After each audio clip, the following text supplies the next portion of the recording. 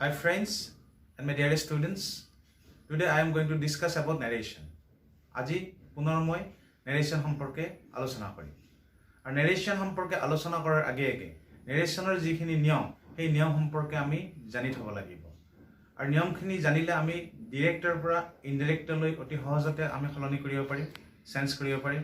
ঠিক তেনেদৰে ইনডাইৰেক্টৰ পৰা ডিৰেক্টলৈ আমি ধুনীয়াকৈ বাক্যবিলাক সহজতে লিখিব পাৰিম। বৰ্ডত মই গোটেই কথাখিনি লিখিছোঁ। আজি নেৰেশ্যনৰ পাৰ্ট 2 ভাগ দ্বিতীয়। গতিকে there are some words which expresses time. আমাৰ কিছুমান এনেকুৱা শব্দ আছে আমি নেৰেশ্যন কৰোঁতে সেই শব্দসমূহ পাম যিবিলাক শব্দই সময় বুজায়। গতিকে সময় বুজোৱা শব্দবিলাক ডিৰেক্টত যিটো শব্দ থাকে ইনডাইৰেক্টত গৈ সলনি হয়। কেনেকৈ সলনি হয় সেই লিষ্টখন আমি নাইবা তালিকাখন আমি জানিব লাগিব। চ' ডিৰেক্টত যদি নাও থাকে ইনডাইৰেক্টত কি হ'ব? দেন। আল্টিমেটলি ইনডাইৰেক্টৰ পৰা যেতিয়া আমি ডিৰেক্ট কৰিম ইনডাইৰেক্টত যদি দেন শব্দটো থাকে ডিৰেক্টত আমি কি লিখিব লাগিব? নাও। ঠিক তেনেদৰে today date day, tomorrow' the next day, ago' before. তাৰোপৰি এই শব্দকেইটা আছে ইষ্টাৰডে থাকিলে আমি কি লিখিব লাগিব? ডিৰেক্টত যদি ইষ্টাৰডে থাকে ইনডাইৰেক্টত হ'ব দি প্ৰিভিয়াছ ডে অৰ নাইবা দি ডে বিফৰ। ইয়াৰে যিকোনো এটা লিখিলে হ'ল। নাইবা ইনডাইৰেক্টত ইয়াৰে যিকোনো এটা থাকিলে আমি ডিৰেক্টত বাক্যটো লিখোঁতে ইষ্টাৰডে লিখিব লাগিব।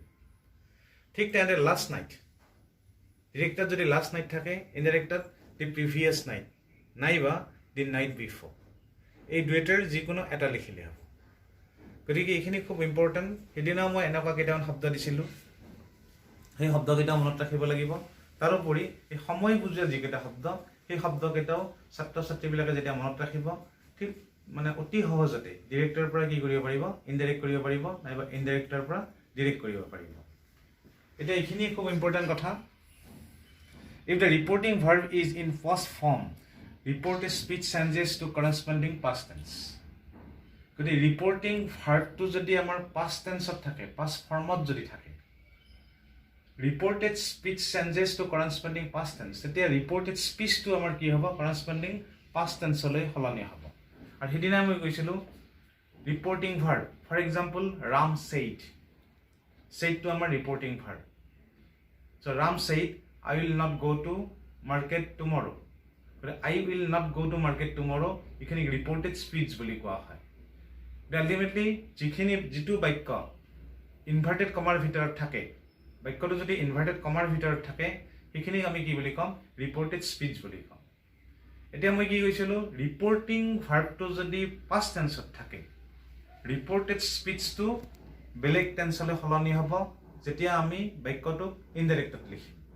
গতিকে কেনেকুৱাকৈ সলনি হ'ব এই কথাখিনি ইয়াতে দিয়া আছে, মই লিষ্টখন দিছোঁ। ৰিপৰ্টেড স্পীচটো যদি চিম্পল প্ৰেজেণ্ট টেন্সত থাকে ইনডাইৰেক্টত আমি সেই ৰিপৰ্টেড স্পীচটো চিম্পল পাষ্ট টেন্সত লিখিব লাগিব। ডেট মিনছ ডিৰেক্টত যদি ৰিপৰ্টেড স্পীচটো চিম্পল প্ৰেজেণ্ট টেন্সত থাকে ইনডাইৰেক্টত চিম্পল পাষ্ট নাইবা পাষ্ট ইনডিফিনিট টেন্স হ'ব। ঠিক তেনেদৰে ৰিপৰ্টেড স্পীচটো ডিৰেক্টত যদি প্ৰেজেণ্ট কণ্টিনিউৱাছ টেন্সত থাকে ইনডাইৰেক্টত আমি সেই ৰিপৰ্টেড স্পীচটো পাষ্ট কণ্টিনিউৱাছ টেন্সত লিখিব লাগিব। ডেট মিনছ টেন্সটো সলনি হ'ব। ঠিক তেনেদৰে ৰিপৰ্টেড স্পীচটো ডিৰেক্টত যদি পাষ্ট কণ্টিনিউৱাছ টেন্সত থাকে ইনডাইৰেক্টত গৈ কি হ'ব? পাষ্ট পাৰফেক্ট কণ্টিনিউৱাছ টেন্স হ'ব। ঠিক তেনেদৰে ইনডাইৰেক্টত যদি বাক্যটো পাষ্ট পাৰফেক্ট কণ্টিনিউৱাছত থাকে ডিৰেক্টত আমি সেই বাক্যটোকে পাষ্ট কণ্টিনিউৱাছ টেন্সত লিখিব লাগিব। এই শব্দকেইটাটো সলনি হ'বই যদি থাকে, আহি থাকিলেও শব্দটো সলনি হ'ব আৰু তেনেকুৱাকৈ টেন্সটো সলনি হ'ব। তাৰপিছত ডিৰেক্টত যদি বাক্যটো প্ৰেজেণ্ট পাৰফেক্ট টেন্সত থাকে ইনডাইৰেক্টত গৈ বাক্যটো কি হ'ব? পাষ্ট পাৰফেক্ট টেন্স হ'ব। পাষ্ট পাৰফেক্ট টেন্সৰ বাক্যৰ যিটো গঠন সেই গঠনত আমি বাক্যটো লিখিব লাগিব। ঠিক তেনেদৰে বাক্যটো যদি ডিৰেক্টত চিম্পল পাষ্ট টেন্সত থাকে নাইবা পাষ্ট ইনডিফিনিট টেন্সত থাকে তেতিয়াহ'লে ইনডাইৰেক্টত আমি বাক্যটো পাষ্ট পাৰফেক্ট টেন্সত লিখিব লাগিব। গতিকে এইটো আৰু এইটো মন কৰিবলগীয়া কথা, ইয়াতে পাষ্ট পাৰফেক্ট দুটা আছে। ডেট মিনছ ইনডাইৰেক্টত যদি এটা বাক্যত পাষ্ট পাৰফেক্ট টেন্স থাকে তেতিয়াহ'লে ডিৰেক্টত আমি বাক্যটো প্ৰেজেণ্ট পাৰফেক্টতো লিখিব পাৰোঁ নাইবা সিম্পল পাষ্ট টেন্স নাইবা পাষ্ট ইনডিফিনিট টেন্সতো লিখিব পাৰোঁ গতিকে ছাত্ৰ ছাত্ৰীসকলে নাইবা ভিউৱাৰ্ছসকলে এই কথাখিনি মনত ৰখা দৰকাৰ ইনডাইৰেক্টত যদি বাক্যটো পাষ্ট পাৰফেক্টত থাকে তেতিয়াহ'লে আমি ডিৰেক্টত আমাৰ যিটো ভাল লাগে প্ৰেজেণ্ট পাৰফেক্টতো আমি লিখিব পাৰোঁ যদি প্ৰেজেণ্ট পাৰফেক্টত লিখি আমি ভাল পাওঁ নাইবা সিম্পল পাষ্ট নাইবা পাষ্ট ইনডিফিনিট টেন্সত লিখিব পাৰোঁ গতিকে এইখিনি যথেষ্ট পৰিমাণে ইম্পৰ্টেণ্ট আৰু ইয়াত মই পাষ্ট যিটো ফৰ্ম তাতে চিন এটা দিছোঁ পাষ্ট এই যে ফৰ্ম এটা ষ্টাৰ মাৰ্ক দিছোঁ এইকাৰণে ষ্টাৰ মাৰ্ক দিছোঁ যদি ৰিপৰ্টিং ভাৰ্বটো পাষ্ট টেন্সত থাকে তেতিয়াহে এনেকৈ সলনি হ'ব কৰাস্পণ্ডিং টেন্সলৈ বাক্যবিলাক সলনি হ'ব যদি পাষ্টৰ সলনি বেলেগ টেন্স থাকে প্ৰেজেণ্ট নাইবা ফিউচাৰ নাইবা ৰিপৰ্টেড স্পীচটো যদি কিবা বেলেগ বুজায় তেতিয়াহ'লে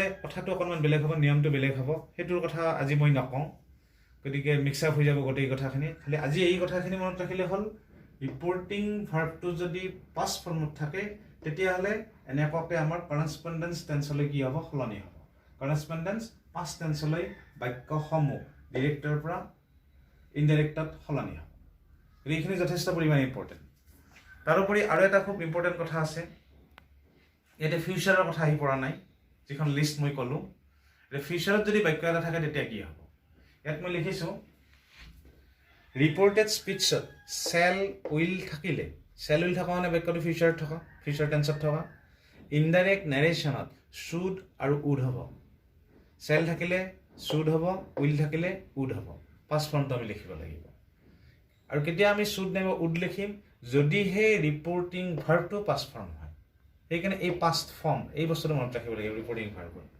তেতিয়া চেল নাইবা উইল থাকিলে শুড নাইবা উড হ'ব ইয়াত মই এক্সাম্পল এটা দিছোঁ মিনা ছেইড আই শ্বেল গ' আউট ফৰ এ ৱাক মিনাই কৈছিল মই খোজ কাঢ়িবলৈ যাম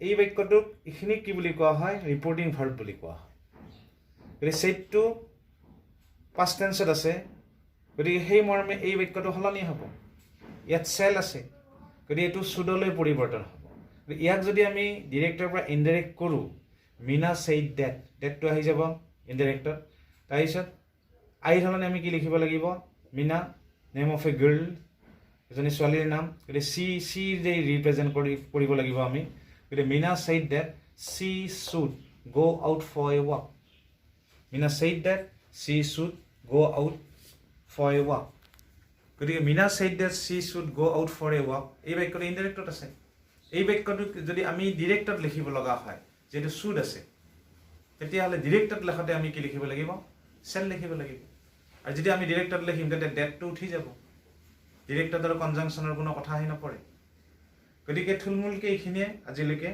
বেছি দীঘলীয়া নকৰোঁ যদি বেছি দীঘলীয়া কৰোঁ ছাত্ৰ ছাত্ৰীবিলাকে পাজুল হ'ব গতিকে এই কথাখিনি ধুনীয়াকৈ মনত ৰাখিলে হ'ল ৰিপৰ্টিং ভাৰ্ব কি ৰিপৰ্টেড স্পীচ কি যিটো প্ৰথম অংশ য'ত ছেইড থাকে চেছ থাকে উইল চে থাকে সেই প্ৰথম অংশটো কি বুলি কোৱা হয় ৰিপৰ্টিং ভাৰ্ব আৰু ৰিপৰ্টেড স্পীচ কোনটো যিটো বাক্য ইনভাৰ্টেড কমাৰ ভিতৰত থাকে সেইটো ৰিপৰ্টেড স্পীচ বুলি কোৱা হয় এই দুটা পাৰ্ট ধুনীয়াকৈ মনত ৰাখিলে হ'ল তাৰোপৰি মই কেইটামান শব্দ কৈছিলোঁ সময় বুজোৱা শব্দ এক্সপ্ৰেছেছ টাইম গতিকে সেই শব্দবিলাক ডিৰেক্টত যদি নাও থাকে ইনডাইৰেক্টত কি হ'ব ডেন হ'ব সেই তালিকাখন মনত ৰাখিব লাগিব ছাত্ৰ ছাত্ৰীবিলাকে গতিকে এই কথাখিনি যদি মনত ৰাখে আৰু সিদিনাখন মই যিখিনি কৈছিলোঁ আৰম্ভণিৰ কিছুমান নিয়মৰ কথা কৈছিলোঁ সেইখিনি যদি মনত থাকে আৰু নেক্সট ছেশ্যনটোত আৰু মই দুটামান নিয়মৰ কথা ক'ম তাৰপিছত আমি এছাৰ্টিভ ইণ্টাৰগেটিভ চেণ্টেন্সক কেনেকৈ ডিৰেক্টৰ পৰা ইনডাইৰেক্ট কৰিব লাগে তাৰ ফালে আমি অগ্ৰসৰ হ'ম নাইবা তাৰ ফালে আমি আগবাঢ়ি যাম তেতিয়া ছাত্ৰ ছাত্ৰীবিলাকে খুব ধুনীয়াকৈ জানিব পাৰিব